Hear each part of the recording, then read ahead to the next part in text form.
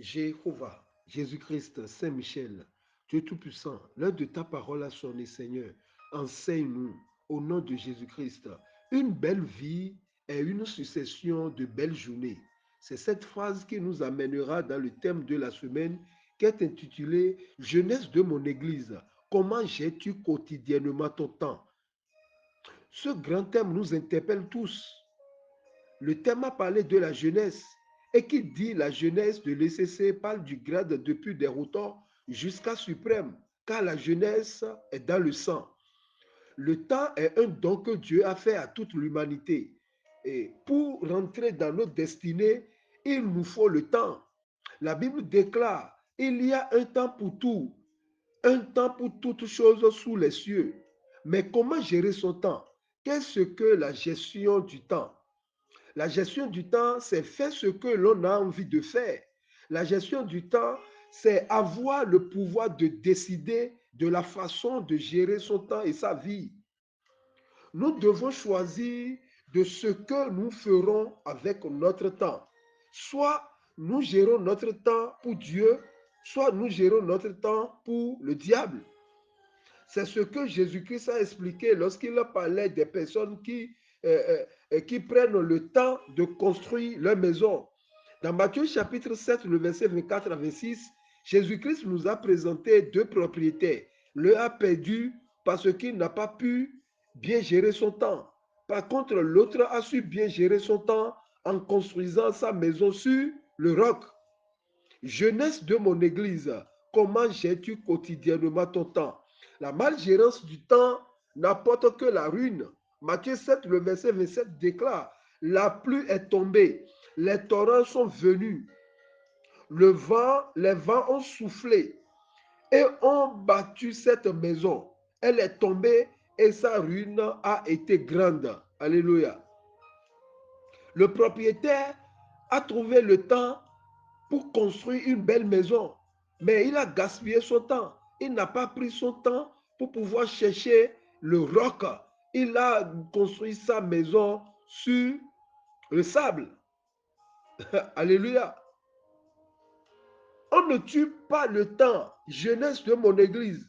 On ne tue jamais le temps. C'est le temps qui te tue. Toi qui dis tu tues le temps en regardant quelque chose ou en te connectant des distractions, c'est le temps qui te tue. Faisons de chaque minute une œuvre d'art. Faisons de chaque heure une œuvre d'art. Marthe et Marie sont également un exemple très instructif. Alors que la première s'affairait à préparer le repas, Marie restait assise auprès de Jésus-Christ son Seigneur pour écouter chacune de ses paroles. Alléluia. Et quand Marthe eut marre de tout, elle a eu marre de tout faire seule. Elle alla voir Jésus pour lui demander si cela était normal que Marie ne l'aidait pas. Elle préfère rester assise. La réponse de Jésus va certainement étonner Marthe. Luc chapitre 10, le verset 42. Jésus disait, une seule chose est nécessaire. Marie a choisi la bonne part qui ne lui sera point ôtée. Jésus veut nous apprendre par là que nous devons avoir l'art de gérer le temps. Ce que Jésus voulait faire comprendre à Marthe est qu'elle devait apprécier le temps présent et savoir s'arrêter lorsque cela est nécessaire. Il faut savoir s'arrêter. Toi qui baignes dans le péché et qui fais la procrastination, il faut bien gérer son temps. Peut-être c'est ton temps. Jésus-Christ a dit de savoir s'arrêter lorsque cela est nécessaire. Certains sont tellement pris par le rythme de leur vie qu'ils n'apprécient même plus les bénédictions du Seigneur dans leur vie. À des moments, avant même de nous préoccuper de tout ce que nous avons à faire, Dieu veut que nous profitons des faveurs qu'il déverse dans notre vie. Alléluia. Il n'y a pas que ce que nous faisons qui est important. Dieu nous appelle aussi à avoir son temps.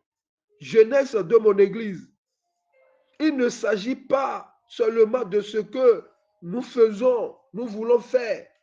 Non, il s'agit aussi par Dieu. Dieu nous appelle aussi à avoir son temps, à passer des temps avec lui dans sa présence.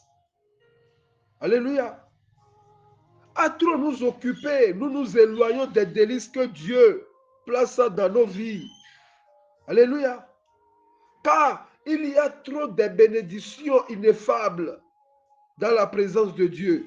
Il y a trop de bénédictions dans la présence de Dieu. Le psalmiste disait, mieux vaut un jour dans tes pavis que 1000 ailleurs. Il dit, je préfère me tenir sur le seuil de la maison de mon Dieu plutôt que d'habiter sous les tentes de la méchanceté. Alléluia. Psaume 84, verset 11. C'est lourd. Mieux vaut un jour dans tes pavis que 1000 ailleurs. Comment on peut comparer 24 heures comparativement à 1000 ans ailleurs ou bien à 1000 journées ailleurs? Alléluia. Comment passer du temps avec Dieu? On passe le temps avec Dieu dans sa parole et dans la prière. Quand Dieu veut passer du temps avec Dieu, c'est dans la prière et dans la parole. C'est dans la parole et dans la prière. Le temps que nous passons à genoux dans la présence de Dieu n'est pas du temps perdu. Non, non, non, non, non, jamais. N'est pas du temps perdu. D'autres disent que vous êtes des paresseux, vous ne faites que prier à longueur de journée. Non, c'est vrai que les nôtres aussi, d'autres exagèrent.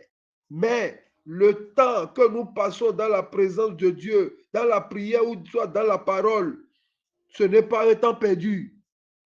C'est un temps de ressourcement qui nous permet d'aller de l'avant et qui rend la journée bien plus agréable. Alléluia.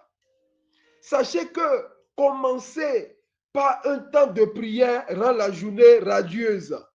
Quelqu'un qui commence sa journée dans la prière rend sa journée radieuse, fructueuse. Parce que avant de rencontrer les humains, tu dois rencontrer le divin.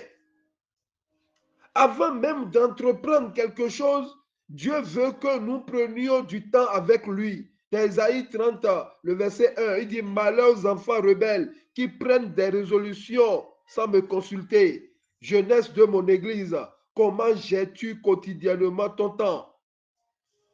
Si nous voulons partir sur de bonnes bases, nous devons passer beaucoup de temps avec Dieu.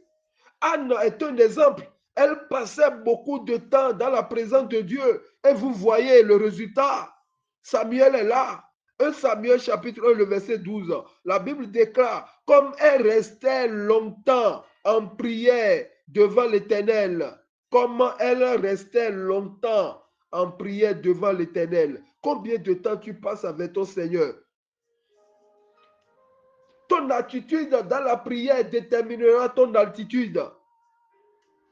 Mais cela ne veut pas dire de ne pas travailler. N'oubliez pas, le travail est une institution de Dieu. Le travail est une instruction de Dieu. Et celui qui ne travaille pas insulte Dieu. Le travail a son temps et la prière aussi a son temps. La parole de Dieu a son temps et le travail aussi a son temps.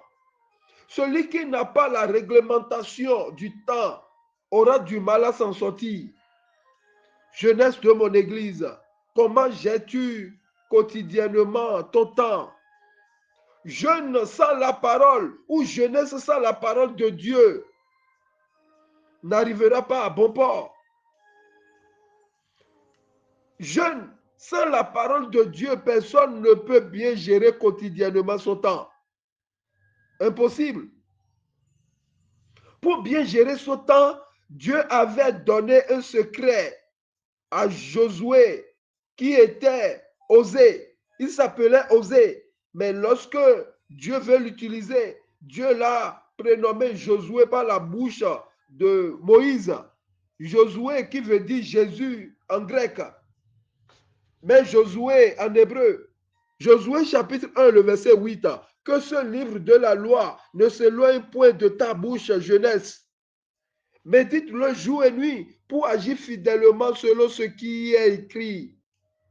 Car c'est alors que tu auras du succès dans tes entreprises, c'est alors que tu réussiras. Celui qui s'éloigne de la parole de Dieu peut avoir du succès. Je dis peut avoir du succès, mais il ne réussira jamais. La réussite est différente du succès. Le succès est différent de la réussite. Alléluia. Avoir du succès n'est pas synonyme de réussir sa vie. On réussit sa vie auprès de Dieu et non loin de Dieu. Proverbe chapitre 8, le verset 34 à 36. La parole de Dieu déclare, heureux l'homme qui m'écoute, qui veille chaque jour à mes portes et qui en garde les poteaux, car celui qui me trouve a trouvé la vie. Et il obtient la faveur de l'Éternel. Mais celui qui pêche contre moi nuit à son âme.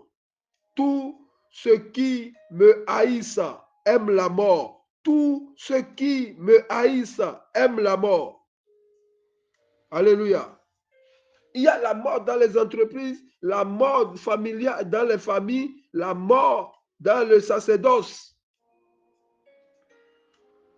Il dit, heureux l'homme qui m'écoute. Waouh. Celui qui court derrière le péché est loin de bien gérer sa journée. C'est pourquoi David a trouvé un remède pour le péché. C'est de serrer la parole de Dieu dans son cœur. Psaume 119, le verset 11. Je serre ta parole dans mon cœur afin de ne pas pécher contre toi. Waouh! Je serre ta parole dans mon cœur afin de ne pas pécher contre toi. Jeunesse de mon église, comment gères-tu quotidiennement ton temps? Tu gagnes des millions, tu gagnes des centaines de mille par mois ou par jour. La vie de l'homme n'est pas dans l'abondance de ses biens, fut-il dans l'abondance, a déclaré Jésus-Christ. David a failli répondre à cette question. David a failli répondre au thème de la semaine, le thème qui est intitulé Jeunesse de mon église. Comment gères-tu quotidiennement ton temps? Écoutez David, il a failli répondre à cette question. Psaume 119, verset 9. Il dit, comment le jeune homme rendra-t-il pur son sentier en se dirigeant d'après ta parole? Alléluia. Comment le jeune homme rendra-t-il pur son sentier? Comment le jeune homme rendra-t-il pur sa journée en se dirigeant d'après ta parole? Pour une belle journée, Dieu veut que nous soyons à l'image de Josué et de David. Parce que nous avons un ennemi de notre destinée, le diable. C'est pourquoi un enfant de Jésus doit savoir qu'on ne passe pas le temps. On ne passe pas de temps. On investit le temps. On ne passe pas de temps. On investit le temps. Vous n'avez pas le droit de passer vos temps. Vous devez investir vos temps. Tu as un temps libre. Il faut investir dans la connaissance de la parole. Tu as un temps, il faut investir dans la prière. Tu as un temps, il faut investir dans le travail. Un investissement donne toujours un investissement. L'investissement de temps que tu fais dans la lecture biblique va te donner quelque chose. Alléluia. Waouh. Waouh, waouh. Car le temps n'a pas votre temps. Le temps n'a pas notre temps. Même le diable sait qu'il n'a pas beaucoup de temps. Apocalypse 12, le verset 12. La parole de Dieu déclare, c'est pourquoi réjouissez-vous cieux, et vous qui habitez dans les cieux, malheur à la terre et à la mer, car le diable est descendu vers vous, animé d'une grande colère, sachant qu'il a peu de temps, sachant qu'il a peu de temps. Il a peu de temps. 1000 ans sur terre égale une journée chez Dieu. Donc, à l'arrivée de Jésus-Christ, jusqu'à présent, nous sommes dans la 2e journée. Et nous tendons vers la 3e journée. Alléluia. La distraction gagne l'Église aujourd'hui à cause de la malcompréhension du plan de Dieu, à cause de la malcompréhension de la parole de Dieu. Celui qu'on a suivi, Jésus-Christ, a la maîtrise du temps lorsqu'il disait, il faut que je fasse, tandis qu'il est jour, les œuvres de celui qui m'a envoyé. La nuit vient où personne ne peut travailler. Tu es jeune, tu as le sang vif, mais tu dois profiter de ça. N'attends pas la vieillesse pour pouvoir entamer quelque chose. Toi qui trouves l'argent de nos jours, investis ton argent. Ne mange pas tout pour dire que demain sera meilleur qu'aujourd'hui. Non, le 1 tiers vaut mieux que 2 que tu auras. Il faut investir. Tu trouves l'argent, tu pavanes dans des femmes. Tu es devenu papillon. Tu voles de nectar en nectar. Tu multiplies, tu amplifies les femmes. Fais beaucoup attention. Alléluia. Il faut que je fasse tandis qu'il est jour. Il a la maîtrise là du temps. On travaille dans la journée, on se repose la nuit. Alléluia. C'est ce qu'il a dit dans Jean 9, le verset 4.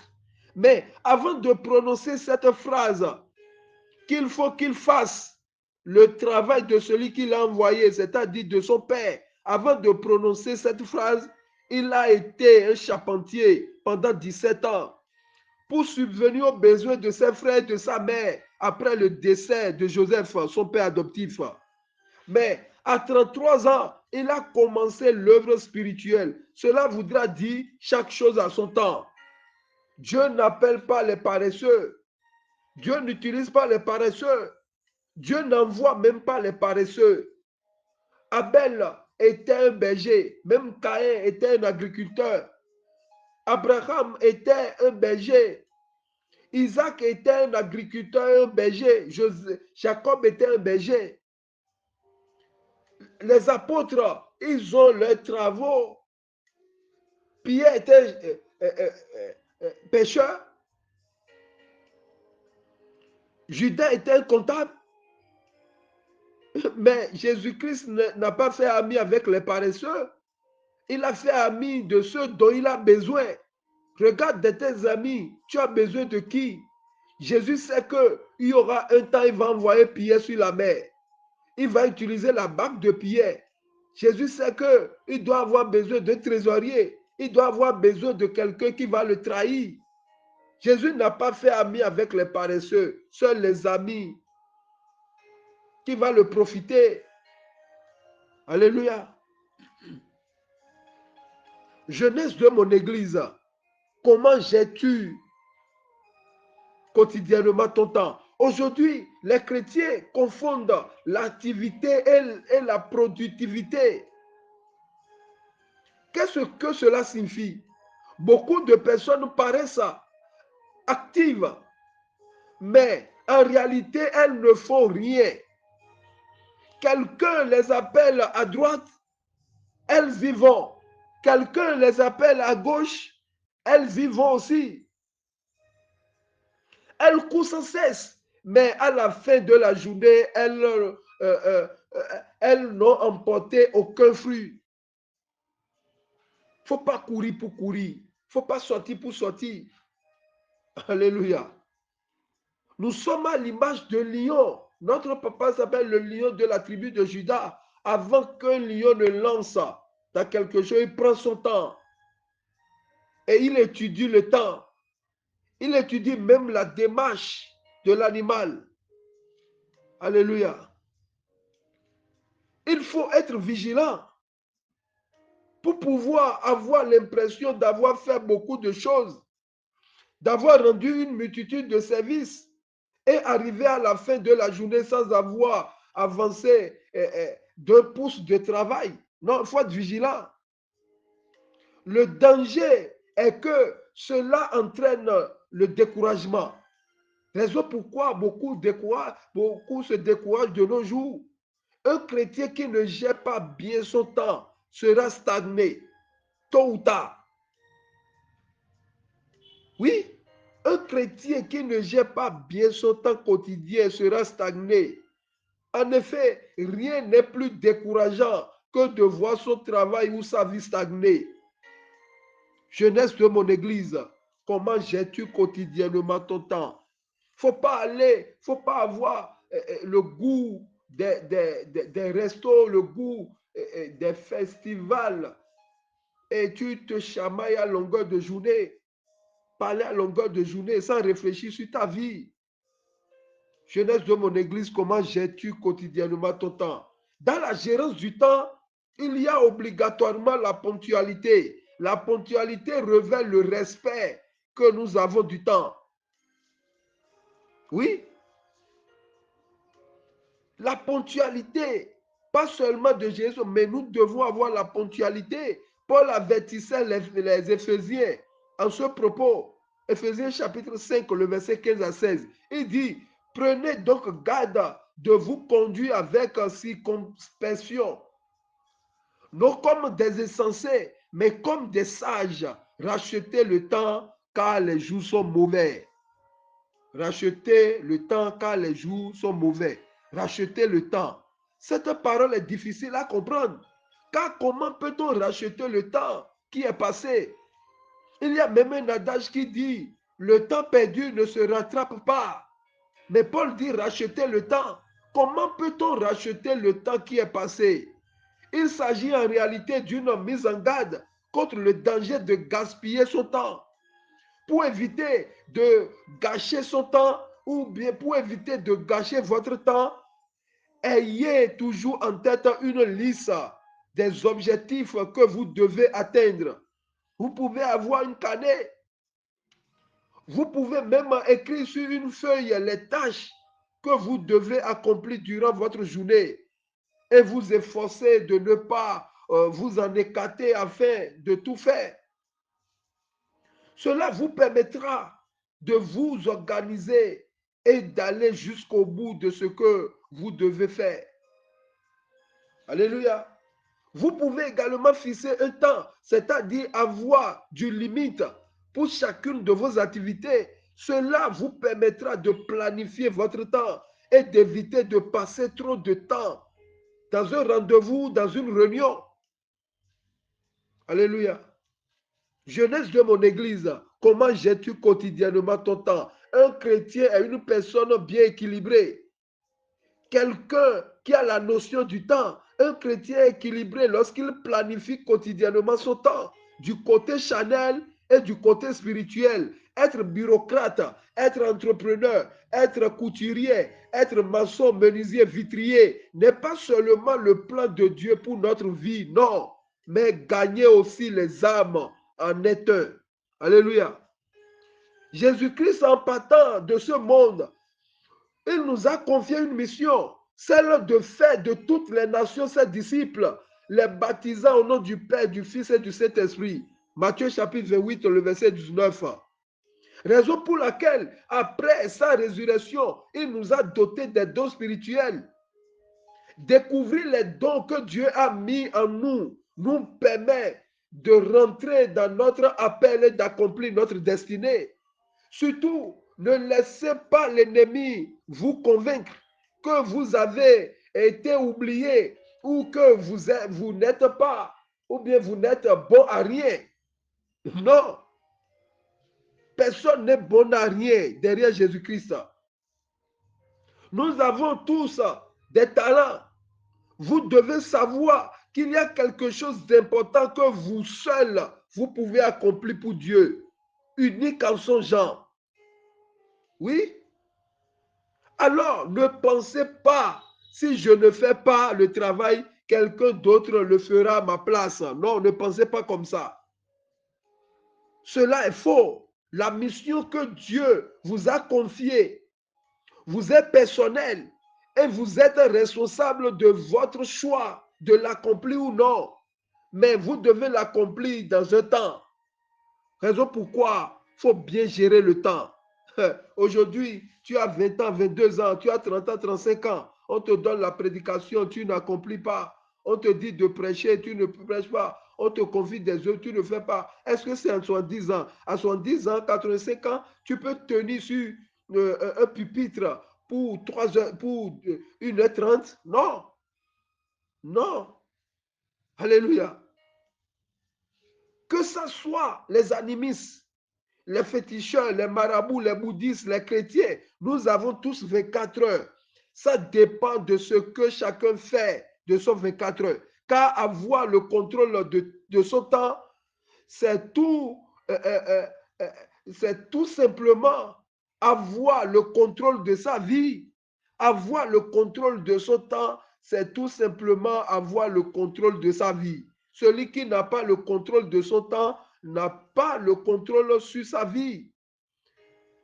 Cependant, autant que nous sommes, nous devons bien gérer quotidiennement notre temps. Alléluia. Le monde a sa manière de gérer son temps. Les chrétiens ne doivent pas gérer le temps de la manière que les mondains gèrent le temps. 1 Jean chapitre 2, le verset 15 à 16 dit: n'aimez point le monde ni les choses qui sont dans le monde. Alléluia. La parole de Dieu nous invite à ne pas gérer notre temps comme le monde gère. Si le matin, vous vous levez avec la joie d'aller au travail et que vous êtes canalisé sur ce que vous devez faire, alors vous serez productif. Mais si vous vous couchez à 3 heures du matin, le lendemain, vous vous lèverez fatigué et vous n'aurez pas la force de remplir vos objectifs. C'est ça. Parce que Dieu a réservé la nuit pour dormir. Il y a un temps pour le sommeil. Il y a un temps pour le travail. Jeunesse de mon église, comment gères-tu quotidiennement ton temps? Gérer notre temps nous permet non seulement d'être productifs, mais aussi de pouvoir aider les autres. Nous devons gérer bien notre temps pour devenir une bénédiction pour ceux qui nous entourent. Soyez bénis au nom de Jésus-Christ, Jéhovah, Jésus-Christ, Saint-Michel, Dieu Tout-Puissant. Ta parole vient d'être libérée. Seigneur, accorde-nous la grâce de comprendre ta parole. Seigneur, aide-nous à bien gérer notre temps quotidiennement. Au nom de Jésus-Christ. Amen. Amen. Amen. Au nom de notre Seigneur Jésus-Christ. Alléluia. Alléluia. Alléluia. Alléluia. Alléluia. Alléluia. Alléluia.